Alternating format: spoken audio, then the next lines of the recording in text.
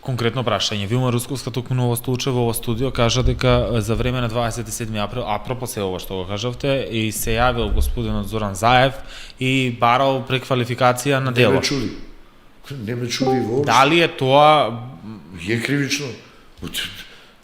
Ма ако ти подлегнеш на притисок на еден политичар, ама он вели не подлегнав, али тој го направи тоа. како не подлегнала кога има квалификација за кој ден денес сите се чудат?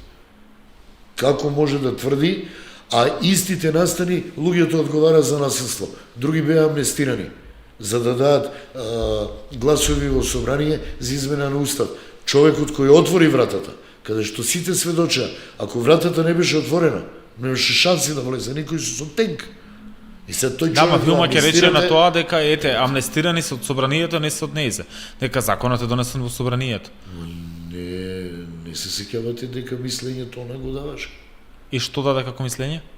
Даде мислење да овие да може да се амнестираат, луѓе кои други кои бара.